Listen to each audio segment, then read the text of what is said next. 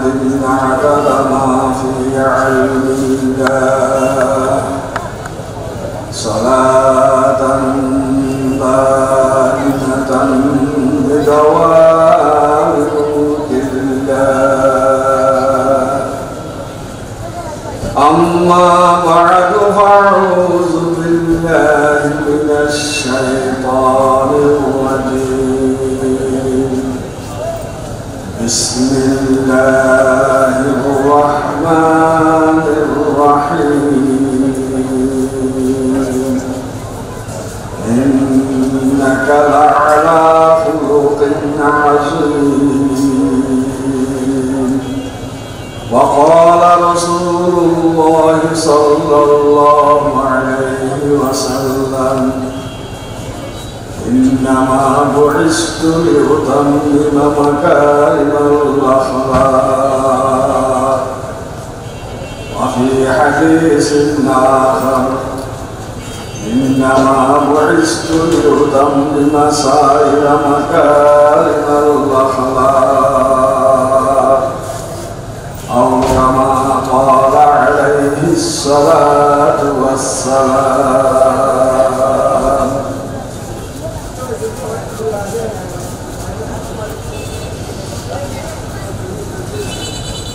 حضرات علماء کرام مربیان اعظام داران اسلام আল্লাহ পাক রব্বুল আলামিনের অশেষ মেহেরবানির দ্বারা আল্লাহ পাক রব্বুল আলামিন প্রতি বছর নিয়ে এই বছর সালানা বার্ষিক মাহফিল বড়দিঘি মাদ্রাসায় আল্লাহ তাআলা অনুষ্ঠিত করেছেন। যাদেরকে আল্লাহ আসার তৌফিক দান করছেন বহুত বড় সময়, কারণ হাদিস শরীফের মধ্যে আছে আল্লাহর নবী জনাব রাসূলুল্লাহ সাল্লাল্লাহু আলাইহি ওয়াসাল্লাম ইরশাদ করেন, কোন ব্যক্তি যদি আতরের দোকানে বসে সে আতর কিনতে না পারলেও আতরের জ্ঞান পাইবে, আর কোন ব্যক্তি যদি কামারের বাটকির পাশে বসে তার গায়ে কামারের বাটকি যখন বাতাস দেয় তখন তার গায়ে ছাই পড়ে। তো আল্লাহওয়ালাদের আল্লাহর দ্বীনের আল্লাহর কোরআন আর রাসূলের হাদিসের মাহফিলে বসলে আল্লাহর রহমত থেকে ইনশাআল্লাহ বঞ্চিত হব না। এমনকি শেখ সাদি রহমতুল্লাহি আলাইহি বলেন, আমি একদিন বাথরুমে ঢুকেছি, সেই বাথরুমে দেখতেছি এমন কিছু কাদা আমি পেয়ে গেলাম যেগুলোর সুগন্ধি আমার দিল পাগল বানিয়ে দিচ্ছে। আমি জিজ্ঞেস করলাম, তুমি কি কাদা না মেশক আম্বর? তোমার সুগন্ধের কারণে আমার দিল পাগল হয়ে গেছে। ইলা খুশবু ইয়াদার হাম্মামে রোজে রসিদ আস্তাস্ত মাহবুবে বনস্তম বলুগতম কামশকি ইয়া আবিদি ইয়াজবু ইয়াদিলামি জাতুমস্তম। সেই খাদা আমাকে উত্তর দিল জবানে হালে,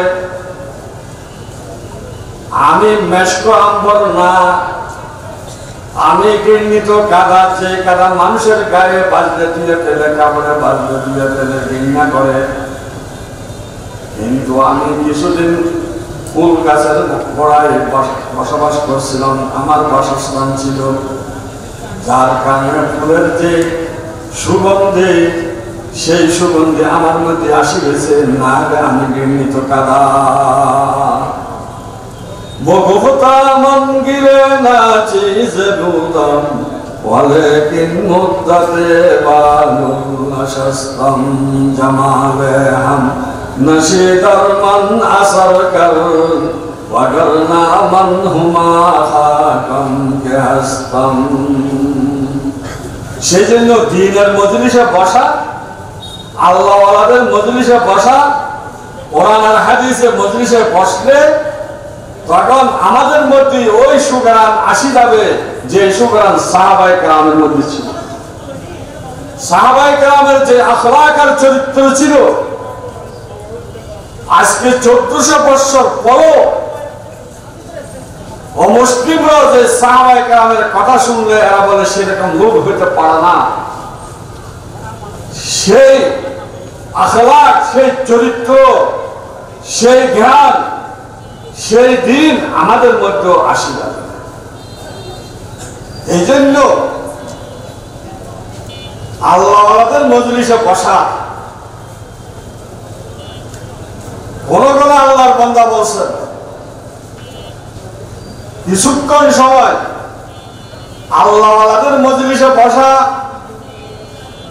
100 বছর বেরিয়ে ইবাদত থেকে সওয়াব বেশি আল্লাহ প্রদান করে।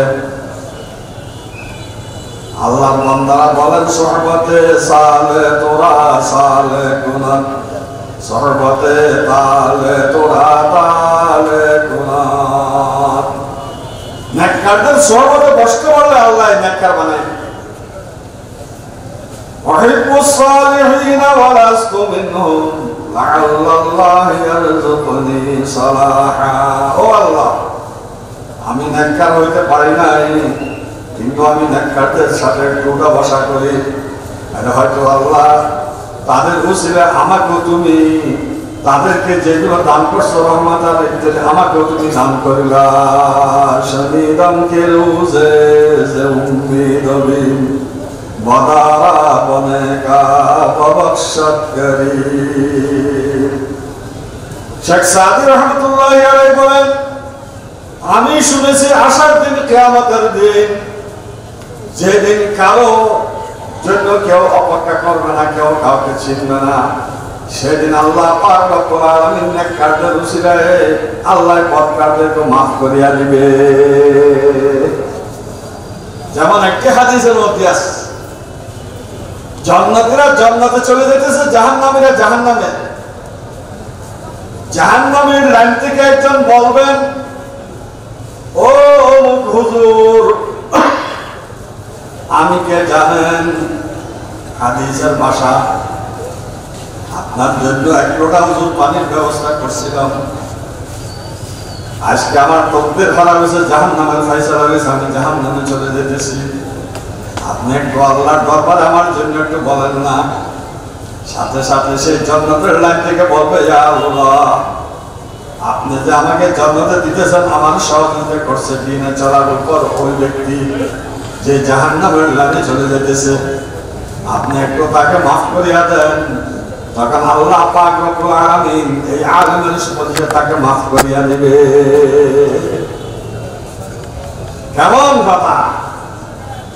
আর হাদিসের মধ্যে আছে, অনেক আলেমকে আল্লাহ বলবেন, আল্লাহ ও আমার আলেম বান্দা, তোমাকে আমি আমার জাতের সিফাতে ইলম এটাই জন্য দিই নাই তোমাকে জাহান্নামে জ্বালানোর জন্য। আমি এই ইলমের দ্বারাই তোমাকে মাফ করিয়া দিলাম, যখন তুমি জান্নাতে চলিয়া যাও।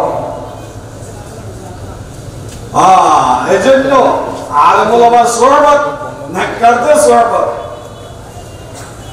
यार पद पद तद पद अजमाल बद हक जाते पाके अल्लाह समान। খারাপ সঙ্গী বিষাক্ত সর্পের থেকেও খারাপ সঙ্গী, খারাপ সঙ্গীর থেকে বাঁচা। আমাদের দেশে বলে না, বাংলাতে বলে সৎসঙ্গে স্বর্গবাস, অসৎসঙ্গে সর্বনাশ। চিটাগাঙ্গের ভাষায় হয়, বালাল্লাহ আড়িলে হাই বাটার ফান, অসৎল্লাহ আড়িলে খাড়া জাতীয় খান। হুজুরের সাথে যাইতেছে, হুজুরকে পান খাওয়াইতেছে, কথা তুমি একটা খাও, কথা আমি পান খাই না, যাও একটা চকলেট দেখাও। সুরের সাথে যাইতেছে, সুরের কান কাটতেছে, বলে এই ভালো লোক কথা এরও কান কাটবে, সুরের খালতে হয়। সৎসঙ্গে স্বর্গবাস, অসৎসঙ্গে সর্বনাশ। এই জন্য আল্লাহওয়ালাদের সহবতে থাকা, সাহাবায়ে কেরাম ইনারা নবীর সোহবতে তাকিয়া যাদের এক সময়ের অভ্যাস ছিল একজনের উটের সাথে একজনের উটের লড়াই হয়েছে, মারছে, এই প্রতিশোধ নিতে পারে নাই, ছেলে সন্তানকে অস্বীকার করছে, আমার মুখকে মারছিল, তুমি প্রতিশোধ নিলে। এইভাবে বলতে বলতে 40 পুত্র কন্যা ওসিয়ত করে গেছিলেন, তার বদলা নিন। আর এই সাহাবায়ে কেরাম নবীর সোহবতে নবীর সঙ্গে হওয়ার কারণে, নবীর সাথে থাকার কারণে এমন হয়ে গেছেন, আরে যারা হিজরত করছে দ্বীনের জন্য তাদেরকে ওই আনসাররা বলতেছেন, ভাই আমার 2টি বাগান আছে, তুমি দ্বীনের জন্য হিজরত করে আসছো, একটি বাগান তুমি নিয়ে নাও, একটি বাগান আমি রাখি। তোমার বিবাহ করার সেই সম্পদ তোমার নাই, আমার 2টি বউ আছে, কোনটি পছন্দ লাগে বলো, আমি সেটাকে তালাক দিয়ে দিই, তুমি এটাকে বিবাহ করে নাও। এইভাবে একজন অপরের জন্য নিজের সব জানমাল বিলীন করছে ওই নবীর সোহবতের কারণে, নেককারদের সোহবতের কারণে। এজন্য সোহবত, নেককারদের সোহবত এটা বহুত বড় জিনিস। তখন আমাদের মধ্যে ওই আখলাক চলে আসবে, ওই চরিত্র চলে আসবে, যে চরিত্র উম্মতের যারা সেরা উত্তম ছিল তাদের যে চরিত্র ছিল। যেমন ইমাম আহমদ ইবনে হাম্বল রাহমাতুল্লাহি আলাইহি বলেন, লা ইউসলিহু আখিরু হাযিহিল উম্মাহ ইল্লা বিমা সালাহাত আউয়ালুহা। এই উম্মতের শেষ অংশ কখনো সংশোধন হবে না, সঠিক রাস্তায় আসতে পারবে না ওই পথ অবলম্বন করা ছাড়া, যে পথ এই উম্মতের প্রথম অংশ সাহাবায়ে কেরাম যে পথ অবলম্বন করছে, সেই পথ ব্যতীত এই উম্মতের শেষ অংশ সংশোধন হতে পারবে না। সাহাবায়ে কেরামের ঈমান, সাহাবায়ে কেরামের আমল, সাহাবায়ে কেরামের মুআমালাত, সাহাবায়ে কেরামের মুআশারা, সাহাবায়ে কেরামের আখলাক, এগুলো আমাদের মধ্যে আসতে হবে। আল্লাহ মাপকাঠি বানাইছে এটা। যেমন কোরআনের মধ্যে সূরা বাকরার আলিফ লামের মধ্যে আছে, হে মানুষরা আমিনু কামা আমানান নাস, তোমরা ঈমান আনো যেরকম আমার নবীর সাহাবায়ে কেরামরা ঈমান আনছে। তাহলে আমাদের ঈমানের মাপকাঠি হলো সাহাবায়ে কেরামের ঈমানের মাপকাঠি। বলতে পারেন এখন এদের ঈমান আর আমাদের ঈমান পার্থক্য কি? পার্থক্য আছে। যেমন 5 জন ব্যক্তি জিজ্ঞেস করা হলো, ভাই আপনাদের কাছে পানি আছে? একজন বলে, হ্যাঁ আমার কাছে পানি আছে। কোথায়? আমার ঘরটি বঙ্গোপসাগরের পাড়ে। বঙ্গোপসাগরের সব পানি যদি আমি ব্যবহার করি, ইউজ করি, আমাকে কেউ কিছু বলতে পারবে না। আরেকজন বলে, আমার ঘরের সামনে বড় ডিগি। আরেকজন বলে, আমার ঘরের সামনে বড় হোস। আরেকজন বলে, আমার ঘরে কলসি আছে। আরেকজন বলে, আমার পকেটে পকেটে পানির বোতল রাখি। 5 জনের উত্তর পানি আছে, এটা সঠিক, কিন্তু কারো পানি সাগর পরিমাণ, কারো পানি ডিগি পরিমাণ, কারো বোতল পরিমাণ, কারো কলসি পরিমাণ। তদ্রূপ আমরা মুসলমান সবার ঈমান আছে, কারো ঈমান সাগর পরিমাণ, কারো ডিগি, কারো হোস, কারো কলসি, কারো শিশি পরিমাণ। যদি ঈমান সাহাবায়ে কেরামের ঈমান হলো সাগর পরিমাণ ঈমান, এজন্য আল্লাহ বলেন আমিনু কামা আমানান নাস, ঈমান আনো যেরকম আমার নবীর সাহাবায়ে কেরামরা ঈমান আনছে। নবীর সাহাবায়ে কেরামের ঈমান কি রকম? দেখেন নবীর কথার পর আল্লাহর কথার পর কতটুকু তাদের বিশ্বাস।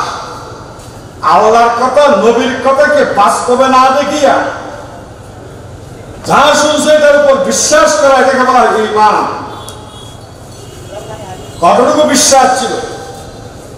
হযরত আবু দারদা রাদিয়াল্লাহু তাআলা আনহু দামেস্কের মসজিদে বসা, এই সময় হঠাৎ করে একজন লোক আসি বললেন, হুজুর আপনার বাড়িতে আগুন লাগছে, আপনার ঘর জ্বলে যাবে। ভাই আমার ঘর জ্বলবে না। দ্বিতীয় ব্যক্তি আসি বলবে জ্বলবে না। তৃতীয় ব্যক্তি আসি বলবে জ্বলবে না। এখন যদি বলে ওদিকে ধোঁয়া দেখা যাইতেছে, কেউ থাকবে না এখানে। চতুর্থ ব্যক্তি আসি বললেন, হুজুর আগুন জ্বলতে জ্বলতে আপনার ঘর পর্যন্ত আসছে, আগুন নিভে গেছে। হাদিসের বর্ণনাকারী বলেন, আমি দুই কথার থেকে কোনটা বেশি আশ্চর্য আমি আমার ভাষায় বলতে পারবো না। একজন ব্যক্তিকে বলতেছে আগুন আপনার ঘরের দিকে অগ্রসর হইতেছে, আপনার ঘরে চলে যাবে। একাধিক ব্যক্তি উনি বলেন জ্বলবে না। এটা কি আশ্চর্য কথা বলতে পারা, আমার ঘর জ্বলবে না, নাকি সেখানে আগুন নিভে যাওয়া 80 ঘর জ্বলার আগে? এটা আশ্চর্য। সবাই আসি জিজ্ঞেস করলেন, হুজুর বলেন কেমনে আপনার ঘর জ্বলবে না? আপনি বললেন আপনার কি কারসাজি আছে? আমার কোনো কারসাজি নয়, আমার কোন এখানে আমার কাবিলিয়ত আর কিছু না। আমি আল্লাহর নবী থেকে শুনেছি। আমার ঈমান হইল আমার দেখা তোমার দেখা সমস্ত পৃথিবীর মানুষের দেখা ভুল হইতে পারে, আল্লাহর নবীর কথা ভুল হইতে পারে না। আমি আল্লাহর নবীর থেকে শুনেছি যে ব্যক্তি সকালবেলা তার ঘর থেকে বের হওয়ার সময় এই দোয়া পাঠ করে বের হবে, আল্লাহুম্মা আনতা রাব্বি লা ইলাহা ইল্লা আনতা রাব্বুল আরশিল কারীম, মাশাআল্লাহ ইল্লা লা মাশাআল্লাহ লা হাওলা ওয়ালা কুওয়াতা ইল্লা বিল্লাহিল আলিয়্যিল আযীম। আল্লাহুম্মা ইন্নী আ'লাম আন্না আল্লাহা আলা কুল্লি শাইইন কাদির ওয়া আন্না আল্লাহা ক্বাদ আহাতা কুল্লা শাইইন ইলমা। আল্লাহুম্মা ইন্নী আউযু বিকা মিন শাররি নাফসি ওয়া মিন শাররি নাফসি কুল্লি দাব্বাতিন আনতা আযম। এই দোয়াটি আল্লাহর নবী বলছেন যে ব্যক্তি সকালবেলা ঘর থেকে বের হওয়ার সময় এই দোয়া পাঠ করে বের হবে, সারাদিন তার ঘরে কোনো মুসিবত আসবে না। এই জন্য আমি তো আজকে সকালে সে দোয়া পাঠ করে বের হয়েছি, সুতরাং আমার ঘরে কোনো মুসিবত আসতে পারে না। এই জন্য বলছি আমার ঘর জ্বলবে না। তাহলে সাহাবায়ে কেরামের ঈমান দেখার কতটুকু। হযরত আলী রাদিয়াল্লাহু তাআলা আনহুকে আল্লাহর নবী বললেন হিজরতের রাত্রে, এই আলী মানুষের অনেক আমানত ইত্যাদি আছে, আমি এখন হিজরতে বের হয়ে যেতেছি, তুমি এগুলো আদায় করে আমার সাথে মদিনাতে আসি সাক্ষাৎ করিবা। হযরত আলী রাদিয়াল্লাহু তাআলা আনহু নবীর সিটে ঘুমাইতেছে, চতুর্দিকে কাফেররা পাহারা দিতেছে, চতুর্দিকে পাহারা দিতেছে। আল্লাহর নবীকে আজকে রাত্রে শহীদ করে দিবে। এই অবস্থায় হযরত আলী রাদিয়াল্লাহু তাআলা আনহু আরামসে ঘুমাইতেছেন। আলী রাদিয়াল্লাহু তাআলা আনহুকে জিজ্ঞেস করা হইল, হযরত রাসূলুল্লাহ সাল্লাল্লাহু আলাইহি ওয়াসাল্লাম আপনাকে এখানে শোয়াই চলে গেছে, এরা যদি আল্লাহর নবীকে না পাইলে তখন আপনাকে কি করবে, এটা আপনি একটু চিন্তা করলেন না?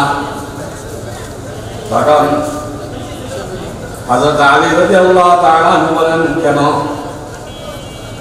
হযরত আলী রাদিয়াল্লাহু তাআলা আনহু বলেন, আমার ঈমান, আমার বিশ্বাস, আমার নবী বলছেন আলী মদিনাতে আছে আমার সাথে সাক্ষাৎ করবা। তখন আমার ঈমান আর ইয়াকিন বিশ্বাস, যতক্ষণ আমি আমার নবীর সাথে মদিনাতে গিয়ে সাক্ষাৎ করতে না পারি অতক্ষণ পর্যন্ত আমার একটা পশম মুসলিম উড়াতে পারবে না। সেজন্য আমি বলছি আমি ঘুমাইতেছি আরামসে। তাহলে এটাকে বলা হয় সাহাবায়ে কেরামের ঈমান। আমিনু কামা আমানান নাস, তোমরা ঈমান আনো যেরকম সাহাবায়ে কেরাম ঈমান আনছে। সাহাবায়ে কেরামের ঈমান কিয়ামত পর্যন্ত আনওয়ালা সমস্ত উম্মতের ঈমানের মাপকাঠি। সাহাবায়ে কেরামের আমল কিয়ামত পর্যন্ত আনওয়ালা সবার আমলের মাপকাঠি। সেজন্য আল্লাহ পাক রব্বুল আলামিন সাহাবায়ে কেরামদের সম্পর্কে বলতেছেন মুহাম্মাদুর রাসূলুল্লাহ ওয়াল্লাযীনা মাআহু আশিদ্দাউ আলাল কুফফার রুহামাউ বাইনাহুম তারাহুম রুকআন সুজদান ইয়াবতাগুনা ফাদলান মিনাল্লাহি ওয়া রিদওয়ানা। মুহাম্মদ সাল্লাল্লাহু আলাইহি ওয়াসাল্লাম আল্লাহর রাসূল।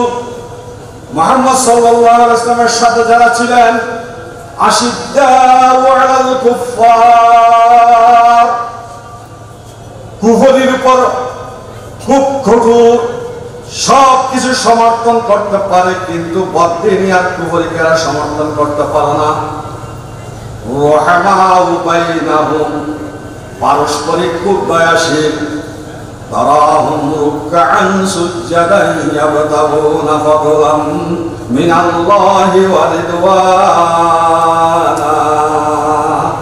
তারা আল্লাহর জন্য এমনভাবে রুকু আর সিজদা করে আল্লাহর সন্তুষ্টির জন্য। আর তাদের কোহরের মধ্যে সিজদার দাগ লাগিয়া যায়।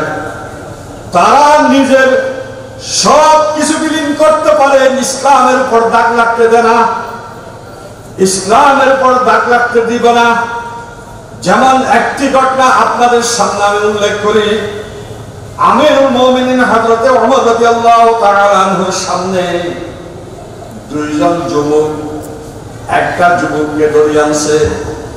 আমিরুল মুমিনিন, এই যুবকটা আমার বাপকে হত্যা করছে, আপনি আমার বাপের পরিবর্তে তাকে হত্যা করেন। তখন আমিরুল মুমিনিন জিজ্ঞেস করছে, কি তুমি এদের বাপকে হত্যা করছো? আমিরুল মুমিনিন, হ্যাঁ হত্যা করেছি। কেন করলাম? আমি হত্যা করার কারণ হলো আমি একজন পথিক মুসাফির, আমি রাস্তা দিয়ে যেতেছি, উটটি রাখিয়া আমি আমার সোয়ারি বাহক, আমার বাহনকে আমি রাখিয়া এখানে আমি একটু আরাম করতেছিলাম। এই মুহূর্তে আমার উটটি ছিড়িয়া চলে গেছে। এখন আমি উঠিয়া আমার উটকে তালাশ করতেছি, যাইয়া দেখি একটা গাছের বাগানে আমার উটটি মরা পড়ে রয়েছে। তখন একজন বুড়া সেই বাগানে আছে। সেই বুড়াকে আমি বললাম, সেই বুড়াকে বললাম যে বুড়া, আমার উটকে কে মারছে? কি আপনি মারছেন? হ্যাঁ আমি মারছি। কেন মারলেন আপনি? এখানে আমার অনেক গাছের চারা নষ্ট করে ফেলছে, এই জন্য আমি মারছি। তখন আমার রাগ করছে, একটা পাথর তার দিকে নিক্ষেপ করছি, সেই পাথরের কারণে এখন ওই বুড়াটা মারা গেছে। আমি তাকে মারার উদ্দেশ্য ছিল না।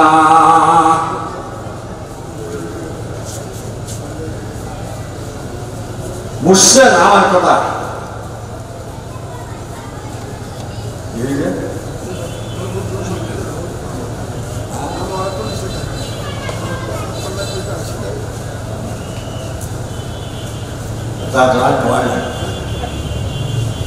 কথা মানতে দিবে, কথা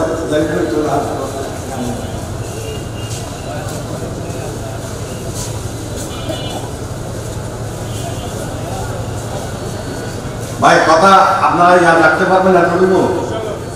হ্যাঁ আসেন, এখানে আসেন।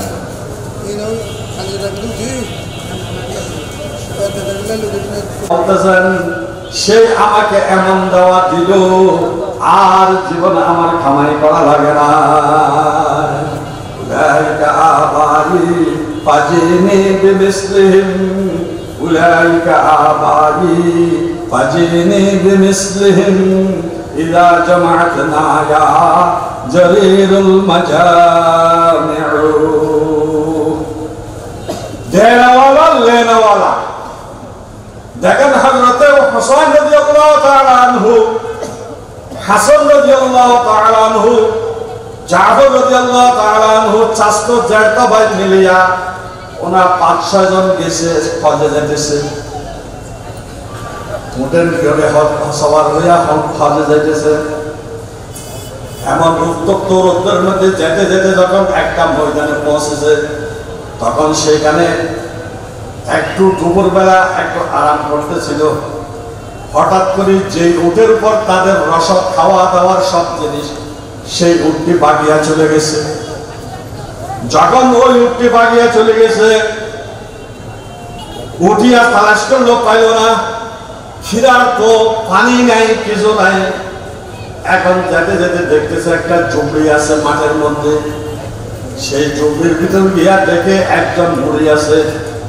ও বুড়ি, আমরা প্রত্যেক মদিনাবাসী মক্কাতে যেতেছি হজ করতে, রসুলের বংশ।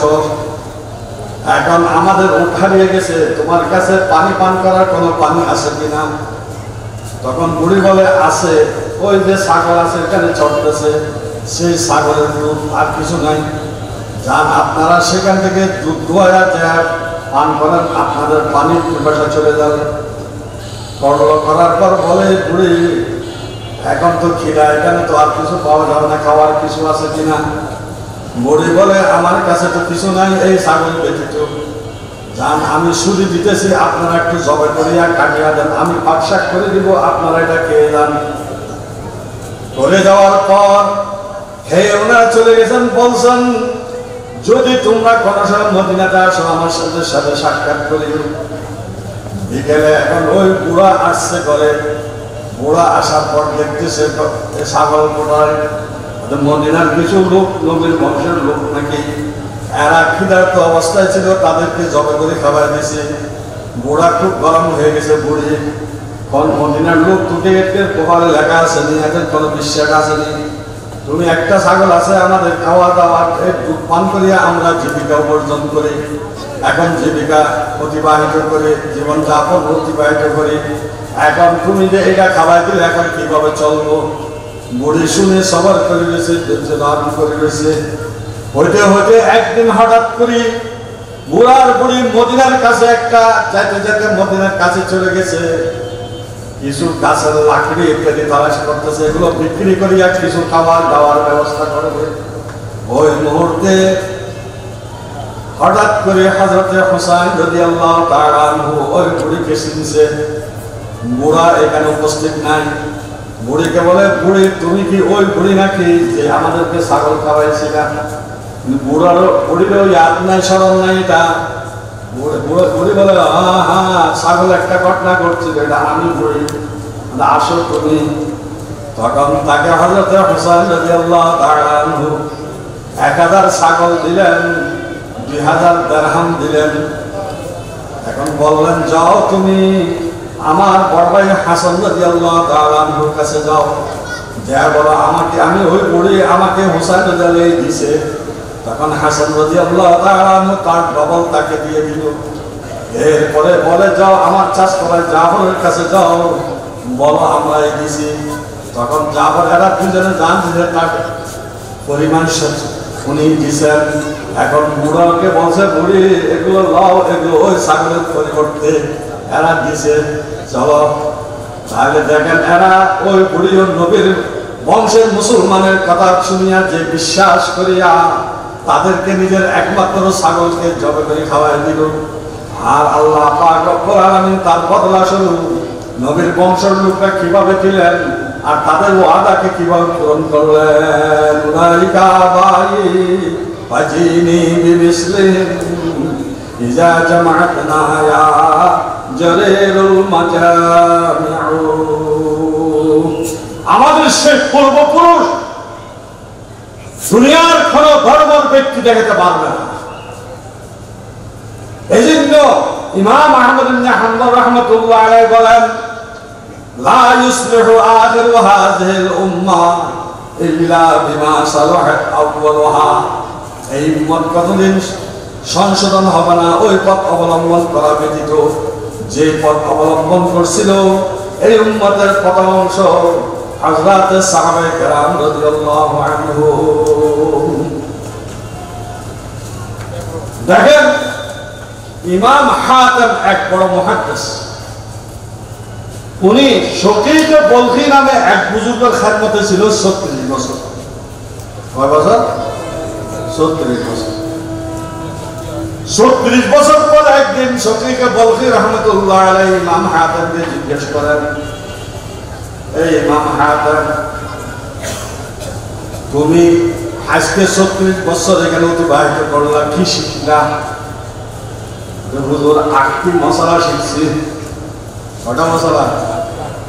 34 বছরে 8টি কথা শিখছো। মানুষের জন্য আমাকে কি বলবে, তোমাকে কি বলবে, জীবনটা শেষ করে দিতেছ। আচ্ছা যাও, 8টি মশলা বলো, সে কি কি শিখলা? তখন হযরতে আদম রাদিয়াল্লাহু তাআলা বলেন, হুজুর আমি একটা মশলা শিখছি,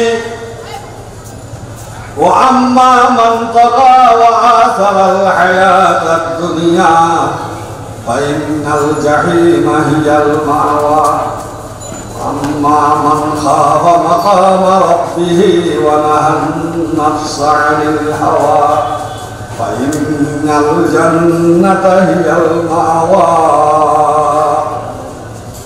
আল্লাহ পাক রব্বুল আলামিন বলেন, যে ব্যক্তি আল্লাহর নাফরমানি করলো, দুনিয়ার হায়াতকে আখিরাতের হায়াতের উপর প্রাধান্য দিল,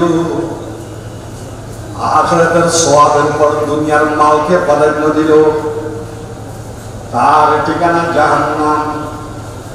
আর যে ব্যক্তি আল্লাহর দরবারে উপস্থিত হইতে হবে এটাকে ভয় করে, সেই ভয় করিয়া নিজের নফসের চাহিদার থেকে সে বেঁচে থাকে, নফস যেভাবে বলে সেভাবে কোনো কিছু করে না।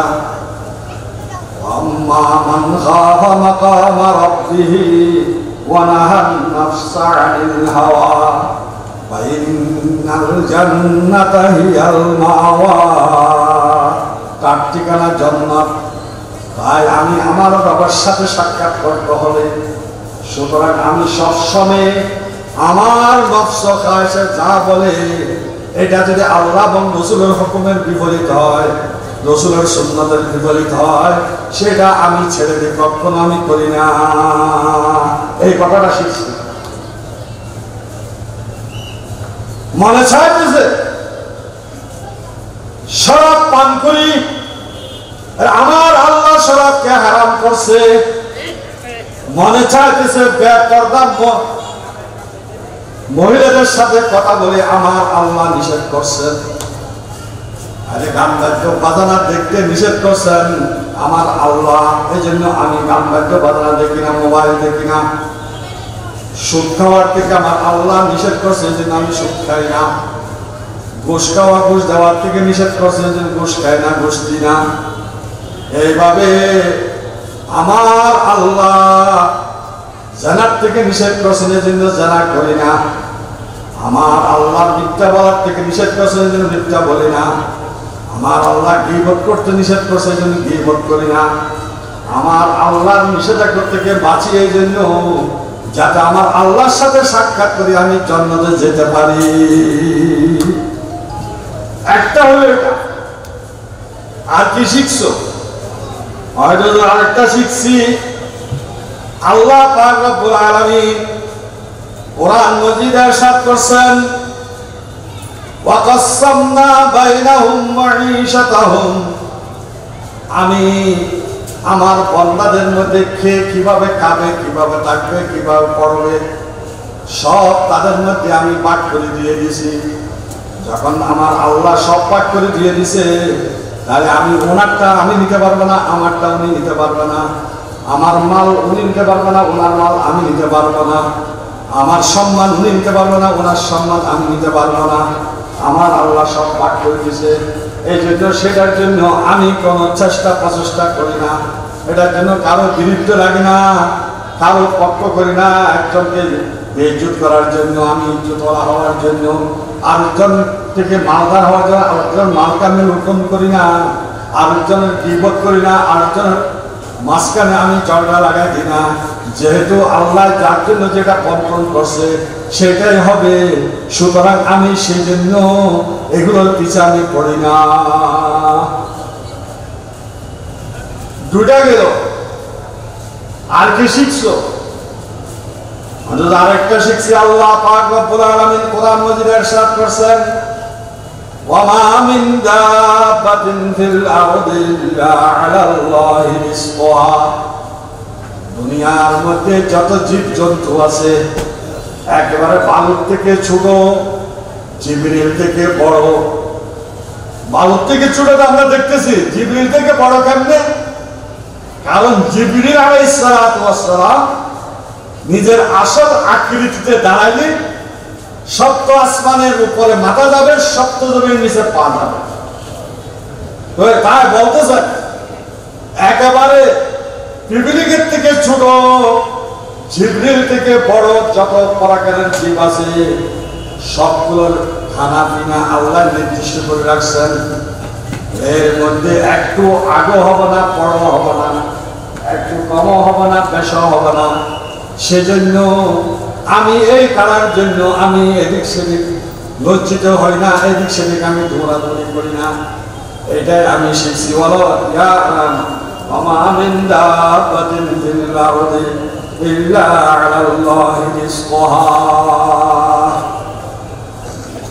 সমস্ত সব কিছু রিজিক আল্লাহর কাছে।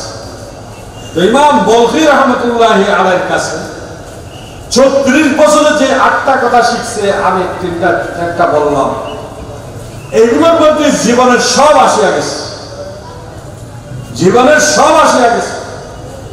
আমরা যদি আজকে সেগুলো আমল করতে চাই, এতটুকু আমল যদি আমাদের জীবনে আসি যায়, আমাদের উপার্জনে, আমাদের খরচ করা, আমাদের ঘরের মধ্যে, পাড়ার মধ্যে, এলাকার মধ্যে চলা ফিরা, চরিত্র চলা ফিরা ইত্যাদি মায়াসী জিন্দেগি, আমাদের আখলাক, এগুলো এই এতটুকু যা আমরা আলোচনা করতে পারছি, শুনেছি, এতগুলো যদি আমাদের মধ্যে থাকে, তাহলে মনে করলেন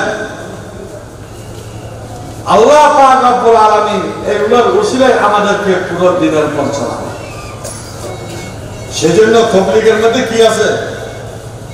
এমন ৬টি কাজ যেগুলোর উপর আমল করলে পুরা দিনের পর চলা সহজ হয়। গেছেন তবলিগে, গেছেন যে কেউ আছেন এখানে? সাহেব বলেন, হাত তোলেন। কি বলে? এমন ৬টি কাজ যেগুলোর উপর আমল করলে পুরো দিনের পর সহজ। অনেকে বলে ৬ উসুল, কিন্তু ৬ উসুল বলে না।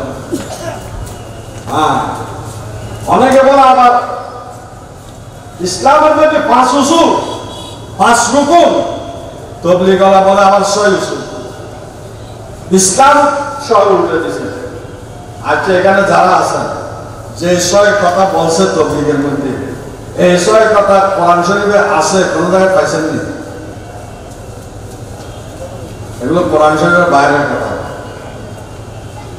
আমি কয়েকটি আয়াত পড়ব।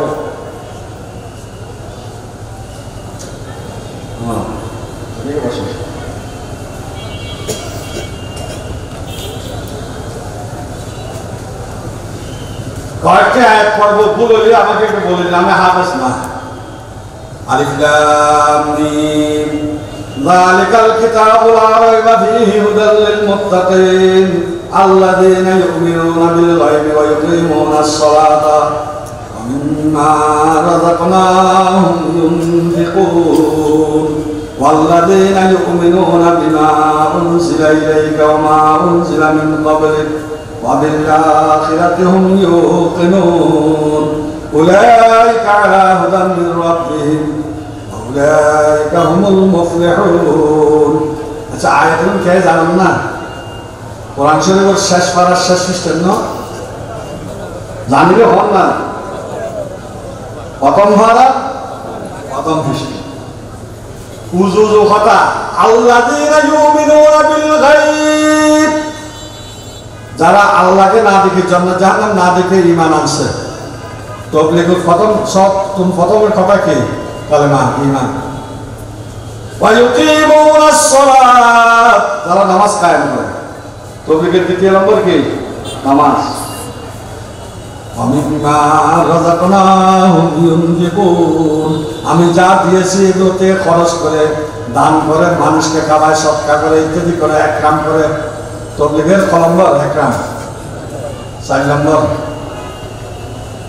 ওয়ামিম্মা রাযাকনাহুম ইউনফিকুন, আল্লাযী মাসকান ৩ নম্বর হয়ে গেছে। ওয়াল্লাযীনা ইউমিনুনা বিমা উনজিলা ইলাইকা ওয়া মা উনজিলা মিন ক্বাবলিক, আমি যা কিছু আই হাবিব আপনার উপর অবতীর্ণ করছি, আপনার পূর্ব নবীদের উপর অবতীর্ণ করছি, এগুলোর উপর বিশ্বাস রাখে। এগুলো কি হাযা যিকরুম মুবারাকুন আর রহমান আল্লামাল কোরআন, এগুলো ইলম ও জিকির। এগুলো কি ইলম ও জিকির, তাবলীগের 3 নম্বর। ওয়া বিল আখিরাতি হুম ইউকিনুন, এগুলো সব কেন করে? আখিরাতের উপর বিশ্বাস রেখে, নাকি আখিরাতের কামিয়াবির জন্য নিয়তকে সহি করিয়া। আসলে তোসে নিয়ত 5 নম্বর। এখন প্রমাণ পাইলা 5 কান আরেকটা রোগী সব যালিকাল কিতাবুল লা রাইবা ফীহি হুদাল লিল মুত্তাকিন, এই কিতাবটা মুত্তাকিনের হেদায়েত। এটা কোরআন শরীফ হবে আলমারিতে বানিয়ে রাখবে না মানুষের কাছে পৌঁছাইলে? এই পৌঁছানোর নাম কি আরবিতে কি হয়? তাবলীগ। আবার কোরআন সরাসরি বলছে ইয়া আইয়ুহার রাসূল বাল্লিগ মা উনজিলা ইলাইক, এই আমার আদরের রাসূল যা আপনার কাছে অবতীর্ণ করা হয় সেগুলো তাবলীগ করেন। ভাই না সলম্বর ভাই না আমাদের কি এখন আল্লাহ সার্টিফিকেট দিতেছে উলাইকা আলা হুদাম মির রাব্বিহিম ওয়া উলাইকা হুমুল মুফলিহুন।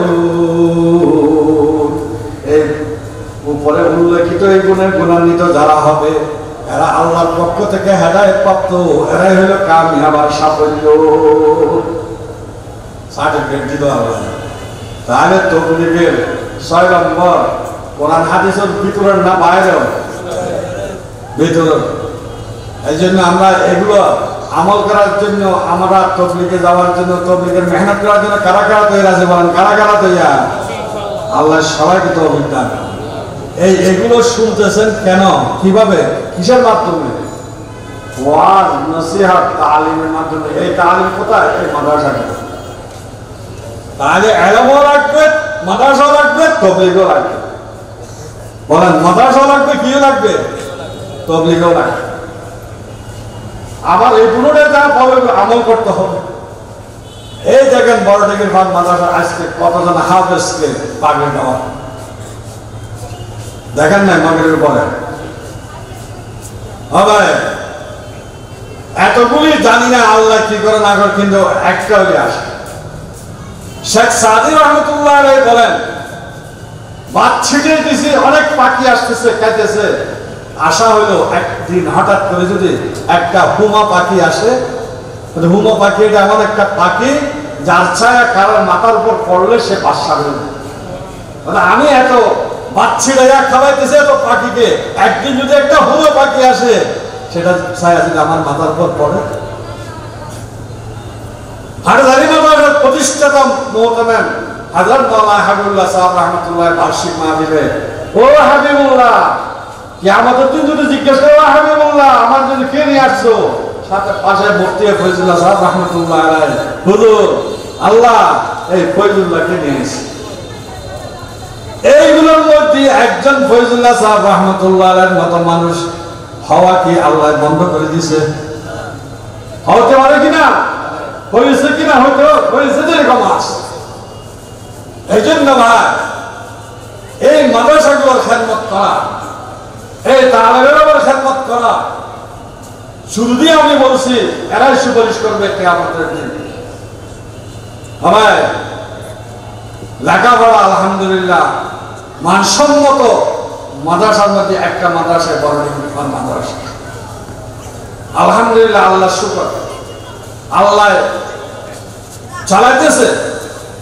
যারা শুরু থেকে এই মাদ্রাসার জন্য কষ্ট করছেন, জায়গা জমিন দিচ্ছেন, দিতেছেন, দিবেন, অনেক দুনিয়া থেকে চলে গেছে, অনেক আবার আসছেন।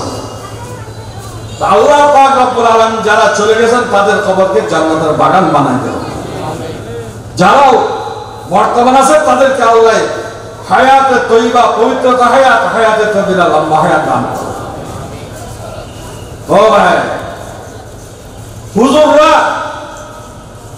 আমরা কিছু এই মাদ্রাসা বন্ধ, ওই মাদ্রাসা বলেন, আমরা হইলাম মাকে রাঁধনে হওয়া লাগতে,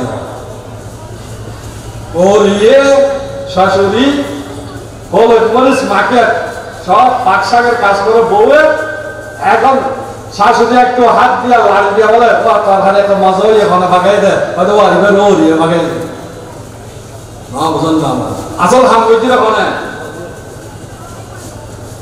আমরা হলুদ মাকে রাঁধুনি হলাই দিই আসল আল্লাহ অনারা কবুল করছে অনার মাধ্যমে আল্লাহ যায় সভা দিয়ে সেটাকে নিজের জন্য সৌভাগ্য মনে করে অহংকারী না সৌভাগ্য ও আল্লাহ আমাকে তো জমির মধ্যে পথে পথে ঘুরেতে পারতাম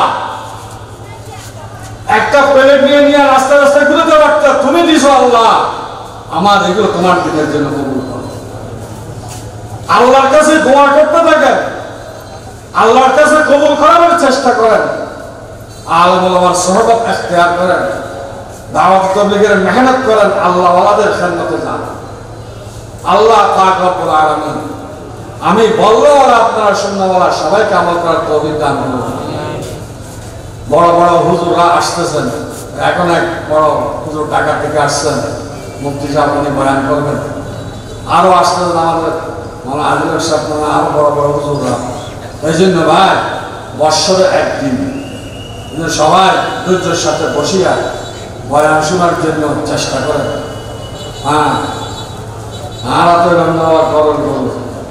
গরম গরম গাড়া গেলে না আসল তো বয়ান করে তো বড় বড় হুজুর যারা এত লাভ যাবে না মনোযোগের সাথে শুনুন আমল করার চেষ্টা করেন সুবহানাল্লাহি ওয়া বিহামদিহি আশহাদু আল্লা ইলাহা ইল্লা আনতা আস্তাগফিরুকা ওয়া আতুবু ইলাইক